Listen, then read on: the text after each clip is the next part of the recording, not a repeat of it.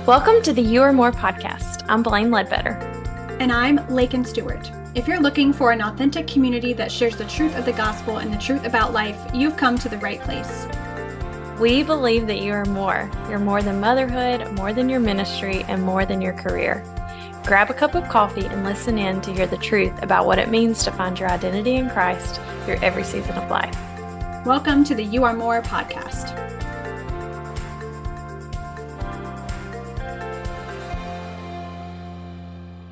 Happy Wednesday. Welcome back to the You Are More podcast.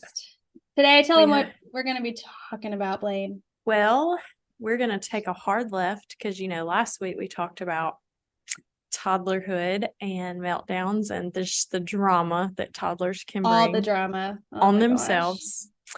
So this week we're going to make a sharp left and we're talking about cultural expectations versus reality. And what we mean by that is, like I told Laken, our tagline is going to be, you don't have to live up to the hype, because I think, so basically what we're talking about, stick around, please. I hope that you hear something. And if it doesn't apply to you, please share it with someone that you know is going through the trenches. But something similar. Just the cultural expectations for you to move from one season to the next very seamlessly and within the timeline that the culture has put upon you. For example, when you graduate high school, the expectation is that you go straight to college. And not just any college, a 4-year school, and you already know and have your whole 10-year plan mapped out. You are 18. To decide. Yeah. You have to, it makes no sense to me thinking back. How are we expecting 18-year-olds to decide what they want to do with the rest of their lives when they're cerebral cortex is not even fully formed? Little babies. Heck, I still don't even know what I want to do with my life, and my career has changed. My major changed. Way off from where I started when I was 8. I went to college for 6 years and I don't have a graduate degree. What? I did the same thing. Whatever. Oh, man. But just stuff like that is what we wanted to dive into today. We don't know how long this episode will be. I don't have any notes. Usually I don't have any notes down. Either. So we decided blind today. This is literally the middle of the workday that we're recording this. So maybe you'll get our best content. Buckle ever. Up. I know. But oh man. So Blaine, I have a question. When you were graduating high school, what was the most pressure you felt from your parents, from your peers on you are expected to do X, Y, and Z? What was the most pressing thing? Because I think we might have some younger listeners here. My husband is the young adults pastor at our church, and I've shared this along. So I think I kind of want to stick in that space for a little bit and kind of talk about those expectations that we feel when we are little babies. Yeah. Seriously, I think I'm gosh, I was such a baby. My parents did not put a ton of pressure on me to excel. I think the expectation was always there, but it wasn't communicated. And I think I put a lot of expectations on myself. I think I graduated, which I'm not saying this to toot my own horn. I'm saying this in disbelief. I think I was in the top 10 of my graduating class of 20. I'm just kidding. You're in the top 50%. I don't know how that happened. I don't know how I had the brains to make those grades. I think I just had some very gracious and wonderful teachers. I don't know. That's all I can say.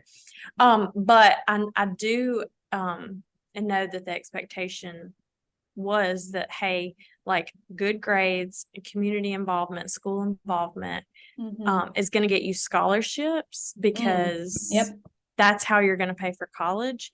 And so the expectation was, even in junior, senior in high school, okay, what's going to be their career for the rest of your life? Because I know, you already need to start taking these classes. And I know that there's dual enrollment now, which I think is really great because it at least lets you get a few of those core classes under your belt. Yep. So that you're not just in college forever taking core classes.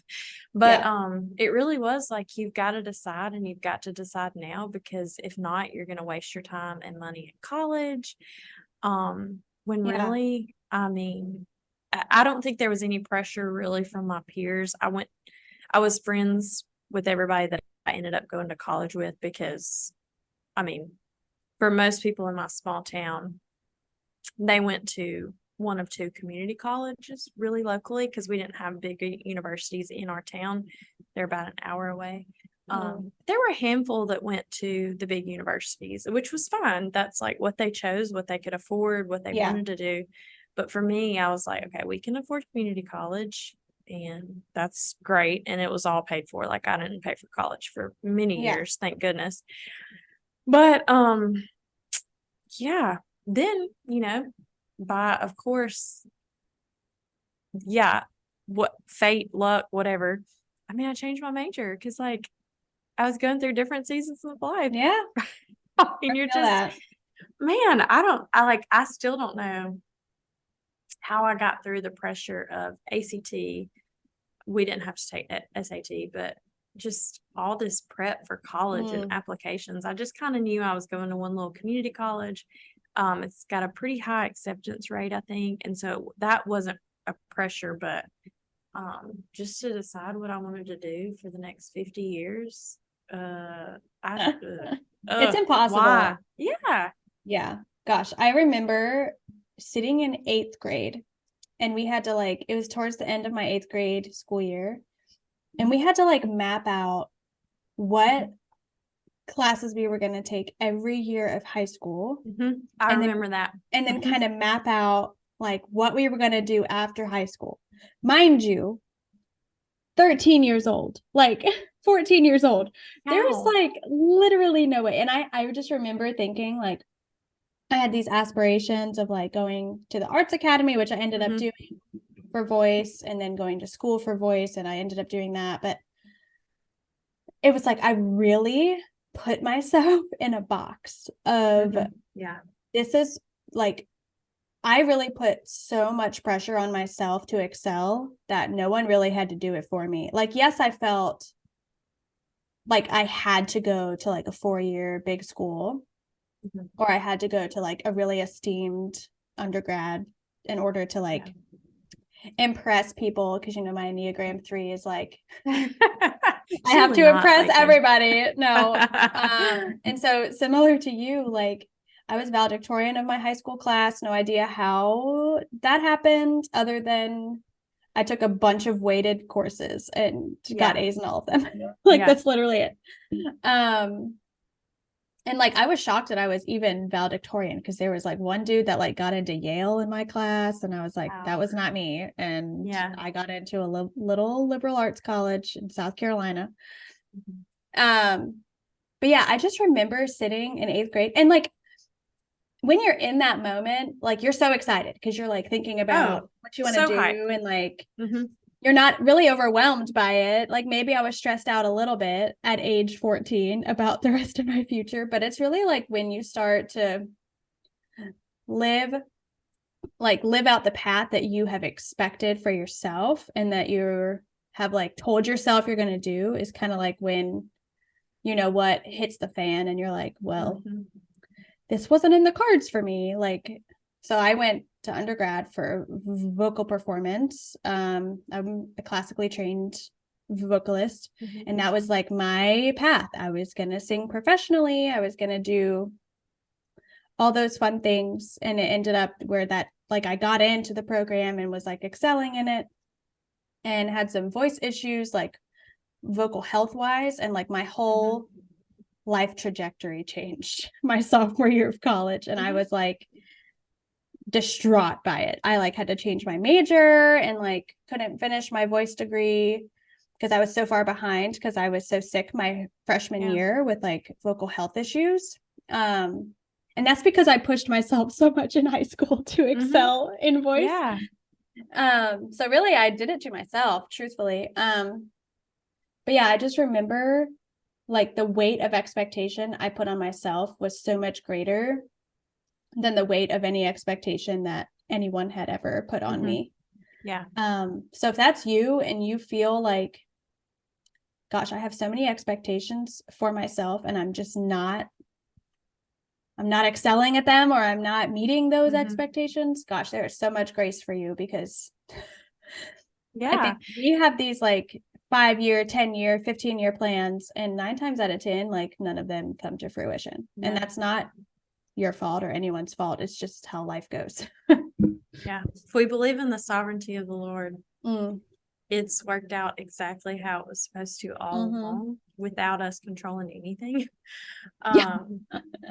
I mean, seriously, I think I mentioned this to you before, but as a junior or senior, maybe, wanted to go into pharmacy. Like a junior or senior in high school? High school. Pharmacy. So a 16-year-old wanted to go into pharmacy. Yeah. And I was taking the classes to get there. Okay. Though I hated calculus. Oh, I hated calculus. That should have been like my red flag. Like, don't do this. But then I was like, okay, I want to be a physical therapist assistant, which is what I ultimately ended up in. If I had just stuck with it, I would have been done with college in like 3 years or less. So, but again, it worked out exactly how it was supposed to. But I went from physical therapy to secondary education, and then from secondary education to art and graphic design, and then from art and graphic design back to physical therapy. The physical therapist assistant, because that's like a 2-year program. So like not a trade school like welding or electrician, whatever, but was definitely like a very targeted health science program that was super hard to get into, like just rigorous. So you had to work. You had to really work. Oh yeah. Very, very hard. I mean, very selective. But now I'm not doing any of the above. Nothing that relates to anything that I've ever done before. I mean, I use some of the art graphic design knowledge that I have. Yeah. But I'm not a graphic designer on our team, thank goodness, because we have way more skilled people than me. But yeah, I'm like, why was I ever, I mean, just if you are 16, 17, 18, 19, 20, and you don't know what you want to do with your life, that's okay. You're not wasting your time. Every experience is preparing you for what you're going into. Seriously. So I did want to, so let's pivot. Let's talk about the next stage. So in our culture, you're expected to go to college and graduate with a 4-year degree or some sort of trade. Yep. And then what's the next natural? You're supposed to get married. Get married. Ring by spring. I mean, ring by spring, girls. Although that is what happened to me, that is not what I wanted to do. I never thought. Blaine, we are the same. I mean, literally, like, I know that there are still people, 30s, 40s, 50s waiting on their spouse. But I'm telling you, that wanted to be married a long time ago. I'm telling you, I was like, I'm not ever going to get married. Definitely never going to have kids. It's not that I didn't want to. I was like, I just don't think God's going to give that to me. Was it that you just didn't feel equipped for it, or was equipped or worthy, or really just like, that's just kind of, I can't even imagine that. Yeah, it's not. It wasn't a hard no. It was just more so like, I just don't think that's ever going to happen. So let me just live my life, have a good job, fill it out for a few years. And I ended up getting married while I was finishing the last 2 years of my college journey, which I was 23 when we got married. But yeah, it's like, well, if you don't get married after you get out of college, like, you're broken goods. Like, there's something wrong with you. Never gonna happen. Why are you not gonna settle down? The furthest thing from the truth. Gosh. And Blaine, our stories are similar. When I changed majors, I changed to pre-law, because why not? And so I was going to be a lawyer and be partner before 30. I had all these plans, and then I met Cody. I did not Exactly. plan on getting married until I was like in my 30s, having kids. I didn't even think I was going to have kids. But it ended up just like the Lord's plans are greater than ours. And so if you are in a season where you are just patiently waiting for your boyfriend to propose to you or to find the right person, or you're swiping left and right on Tinder, like, or whatever that app is that the right one? I don't know.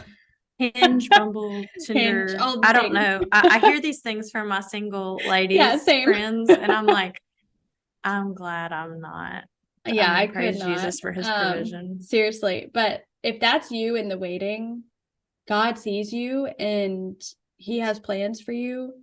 And the expectations that you are putting on yourself or that society is putting on you, especially Christian culture, because I feel like Christian culture is very like you get married young, you have babies young. And I feel like that's just like steeped in modern Christianity of like Yeah. you stay pure till you're 22, you get married, you have kids by 23 type of thing. And that's just not what happens for everybody. And that's okay. Like your worth is not defined by if you have a spouse or if you have kids. Your worth is defined by your creator and who he made you to be.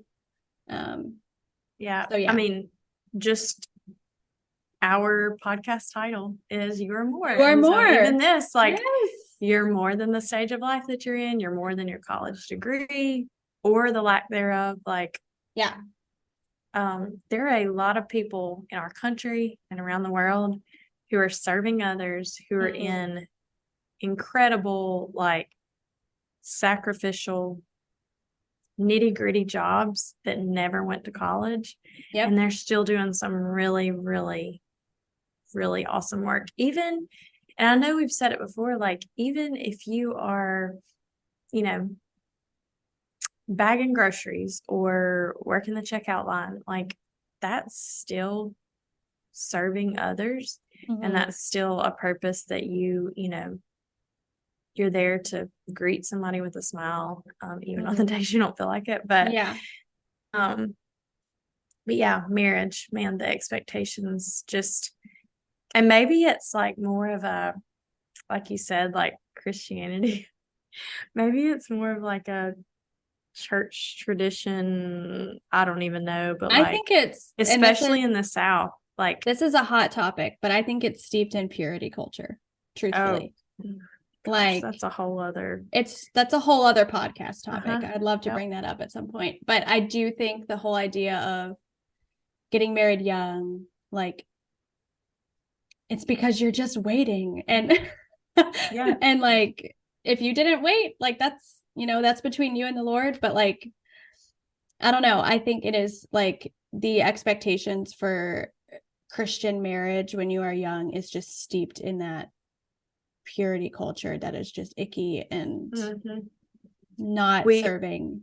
So right. I mean, it's definitely an idol. I mean, purity culture is an idol. Marriage, the thought of marriage is can be an idol. Even like, marriage itself, your husband can be an idol. And that's if anything is coming between your relationship with the Lord, it's an idol. And so like if you are in a relationship and you've been dating for years and years and you're just like waiting and waiting for like that proposal or like that marriage or whatever, like I think you got to ask yourself, like, am I idolizing what I think I want? Yeah. Or is this something that the Lord really has for me in my life? Because we can want something and make it happen regardless of what God does. God may just be like, all right, do it yourself. See your plan. See how that goes. See how that goes. Yeah, exactly. Let me know how that goes. Yeah.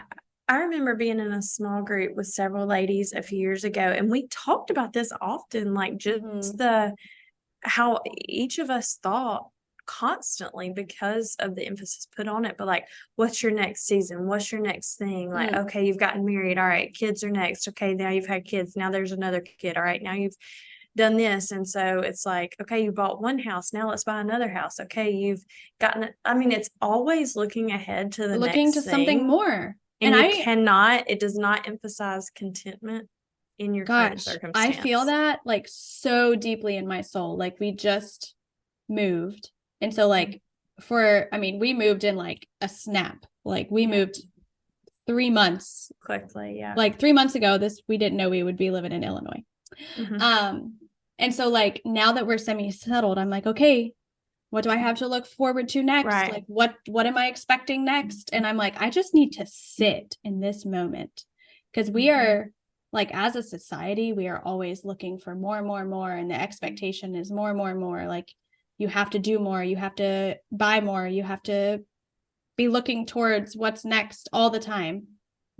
And like there's no greater thing than just sitting where you are and being thankful where the Lord has you, and just like being still for a moment, and like turning off all of the expectations that you feel from yourself, from your spouse, from society, from your in-laws, from your parents, like all of those things. Yeah. So again, I'll go ahead and take us on this winding road. Yeah, I'm ready. After marriage. All right. What comes next? Time to have kids. Oh, first comes love, then comes marriage, then comes the baby carriage. Baby and the baby carriage. Yeah. The Lord help us. And Blaine, I don't know if you experienced this, but like within our first like 2 or 3 months of marriage, people started asking us, hey, when are you going to have kids? You step off the plane from the honeymoon and come back. Are you pregnant? Yeah. Hey, when are y'all having kids? I'm like, dude, this calm ring down. Hasn't even been on my finger 30 seconds. Like, what? And I know that there are a lot of people who have kids before they get married. Like, that is your own path. And I'm sure for them, they have the kids, and then people start asking them like immediately, when are you going to get married? When are you going to get married? And I'm just sorry that people do that. Ask you that, because fresh newlywed, you think, oh my gosh. For some people, they cannot wait to have babies, which is great. That is in your plans and desires. Yes. But what happens if there's infertility, and then you kind of lose that momentum, and you're like, when am I ever going to be a mother? Like, the reality is that babies don't always come next immediately. You could be in a season of waiting. I have probably more friends now waiting on children than I do not. Yeah. Which is just, that's the season of life. That's our season of life that we're in right now. And that's a hard place to sit. It really is. Yep. And it's hard to answer that because of our societal expectations, the culture of, when are y'all going to have babies? When's those babies coming? And it's so awful. Like, you could be in the throes of like just having a miscarriage, or like trying to get pregnant for over a year. Like, so what I'm going to say about that, and this might ruffle some feathers, is stop asking people at your family gatherings, or when you're at your 10-year high school reunion, stop asking them when they're going to get married, when they're going to have babies, and when they're going to buy a house. Because your plans, like the plans that you think someone should have, might always like not be there. Like, they could just broken up with their significant other, or like just lost a baby, or don't have the finances. Failed round of IVF or IUI. Like, stop asking people those questions. And then like there's also the camp of like, we have some really dear friends of ours who have chosen just not to have children. They don't want biological children. Like, they think maybe adoption is in the future. She really does not want to carry a baby. And I think it is gut-wrenching for her to have like people come up to her and be like, when are you guys gonna have a baby? And she's like, why is my entire being as a woman like viewed through the lens of childbearing? Like, I don't want to have any like biological children. Why do people keep asking? Like, there is more to life than your kids. There's more to life than like being able to bear a child. Like, there is like so much more than that. And I think our society, especially like the boomer generation and generations beyond that, like, that's what their lives were about. And that they don't understand. I'm not going to make a blanket statement. I think some people sorry, some people in that generation or even in my generation just don't really fully grasp that infertility is so prevalent. Yeah. And I mean, you know, there are people in older generations who don't have kids and probably for the same reason, but like medically stuff wasn't available back then I mean, I am thankful for science and just that God has created doctors who know more about fertility than we did 20 years ago. And that, you know, anyways, that's a whole other thing. I just, like, I know how painful it is, not personally, but from talking to friends who have to like grin and bear it when people ask them. And then in private, they're like, I really wish people would just stop asking me because I've been trying to have a baby for 4 years, 5 years, 6 years. I mean, it is just like gut-wrenching. Oh, I can't tell you. I mean, and it's not even strangers. It's like people in their family who don't know how to read the room. Like, read the room. And that's probably Stop the worst asking. part. Yeah. Like, goodness gracious. And I think there's just such an expectation of if you're married, you have to have kids. And, you know, whether you're going through IVF or you're choosing not to have your own like biological kids, like God sees you in that and God like affirms you in that. And yeah, I don't know. So PSA, stop asking people like when they're going to have a baby or if they're going to have a baby. Like there are more things to talk about than that. Like ask them how they're really doing instead. Ask them about their job. Like, hey, has anything cool been going on at work lately? Like, are you up for a promotion? Do you like your job? Do you want to change your job? Like, do you guys like your house? What's something like that you can celebrate? You know, let's celebrate the new homes, the new jobs, as much as we celebrate the baby showers and the wedding showers. I know that culturally that's not the norm, but like it is a big deal for people who don't have kids. Like, and I don't know if this happened to you and Cody, but it sure as heck happened to us. When I tell you, I'm like 3 seconds postpartum. When's the next out baby? The hospital with my first. Are you going to have another one? I'm about to slap you. Okay. In the name of the Lord, are you about to get got? Okay. You're going to be wholly slapped. I mean, like. Why do people think that that's a good thing to ask? I know. Because, you know. You're leaking from everywhere. And literally. Be fruitful and multiply. I think they think that that's just, well, y'all need another one, don't you? It's about time to have another one. Maybe we don't want to. I have friends that literally only want one child. And I'm like, you need to respect that and like, leave shut your mouth. them alone. Yeah.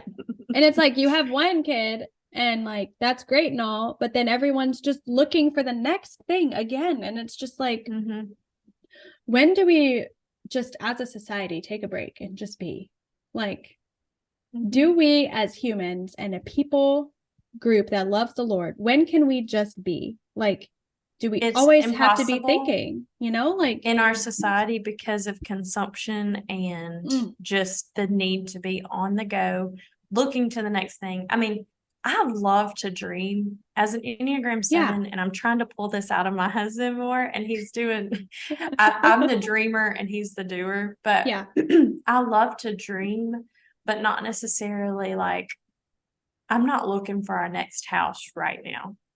I just love to dream that one day we can do a road trip out west or something like those are dreams. It's not as if I don't have dreams and desires, but I just am trying to find contentment in my present season of life, which is not what society expects. And, you know, even on the having more babies and more babies and more babies thing, like, you know, it's but then when you get to business. But when you get to 2, how dare you have 3 or 4, you know? Like, and don't even think about having like 6 kids, 7 kids, because then you're going to be weirdo, compared to the Duggar family. Yeah. Right. And, you know, on one side of it, it's like, it's nobody's business if you're on birth control or your husband No. has chosen to have surgery or you've chosen to have surgery. That's nobody's business but yours, None. your husband's, and the Lord's.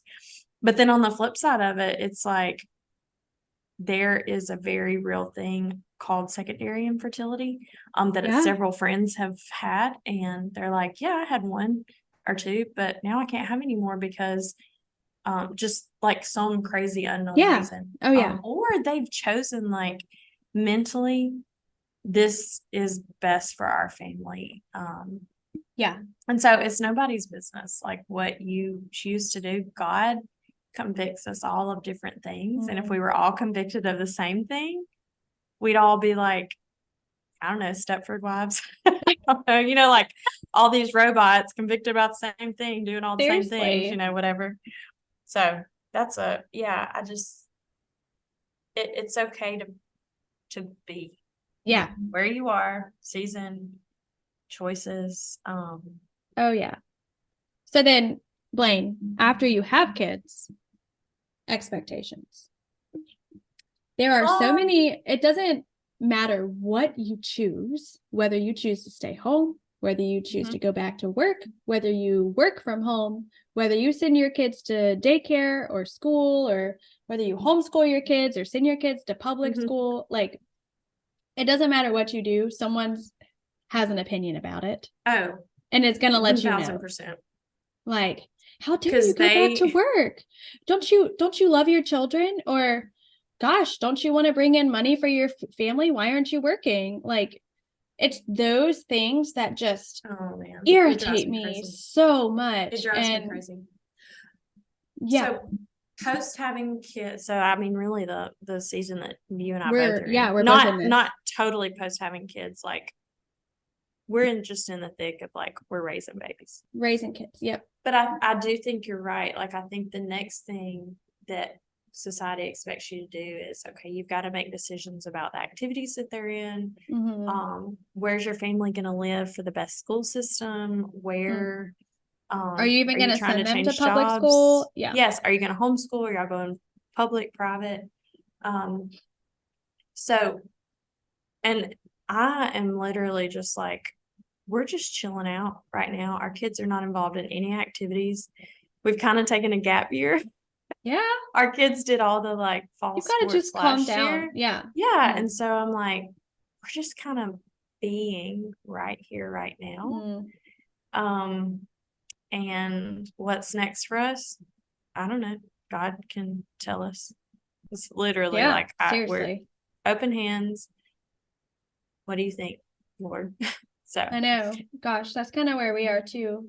You know, after getting settled, we kind of like took a vow of like 6 months, no extracurriculars. Like we're not going to like make any big plans for the first 6 months. We're going to just we're not going to travel. We're just going to like enjoy this time with our kids. And like, again, like with the expectations of like, okay, you just moved, what's next? Or like, okay, you have this great new job, like my husband does, what's next? Like, I think we can oftentimes, and I've said this before, so for lack of trying to be redundant, like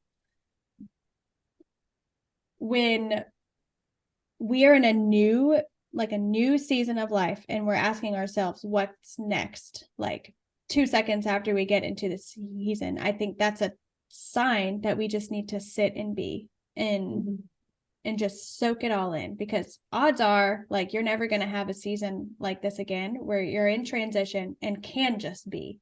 And so like whether you just decided to pull your kids out of school and you're homeschooling them, like just be in that. Like you don't have to be looking towards the next big thing. Or like if you just decided to go back to work and you're a first time mom, like be in that and be all in that, and like know that you're making the right decision regardless of expectations you put on yourself, that your spouse has put on you, that your parents put on you, your in-laws, your friends, like the rest of the world, even, because our whole lives are on social media these days. And I think it's just so important to just soak in like the season that we are in and not try to think of all the shoulda, coulda, wouldas, or the gosh, what if I did this or what if I did that. Yeah, I don't know. I'm kind of rambling at this point, but Well, I was I have going to lots of add to that. opinions. We, as Christ followers, and if you're not, just know that this may explain maybe this heartsick, empty longing. But as Christ followers, no season, no achievement will ever fulfill us. Even if you're longing for something, a husband will never fulfill the longing in your heart. It will never fill a void of loneliness, or it's temporary, like instant gratification, but Yeah. like our hearts are bent towards longing for more, and really that will only be satisfied when we're in heaven with Jesus. And so, I mean, a baby will not fill a void. No. More babies will not fill a void. A college degree won't fill a void. It A new job the or a new reason, car or a new house. yes, Like new house. It will never truly satisfy that longing in your heart, because we're not created to be here forever and to get all of our, wants, dreams, hopes, wishes, prayers fulfilled this side of heaven. Like that will only be full, like the fullness of the cross, that will only be full in heaven. Yeah. Gosh, yeah. That's so true. I try to remind, people of that. I'm like, I know you don't want to hear this, but I promise you that, a baby changes everything in a sense. Like for us, it did completely rock our world. But at the same time, like, even after I had that fulfilled, I was still longing for something else. And so, gosh, I know, I feel that too. It's like you get to the next thing, and our like human nature is just, okay, I want something more. Like I need something more to fulfill this void. When really that void is only going to be filled in Christ. And learning that the hard way sometimes is the way you have to learn it. And gosh, if you're in a season right now where you are just thinking about what's next, my prayer is that you will find rest in the Lord, and that you will find contentment in him, and that you will sit and be where you are, wholly and fully, and just sit with the Lord and know that he directs our paths and tells us what's next. So yes. Well, thank you guys for joining us again this week. We're halfway through December. Gosh, can't believe it. Please remember to check out our Instagram at YouAreMorePod. Please share this with your friends. Subscribe on Apple Podcasts. Rate us 5 stars on Spotify. Leave a review wherever. We really just want this to be an encouragement. And so the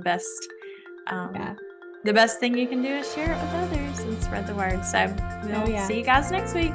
See ya.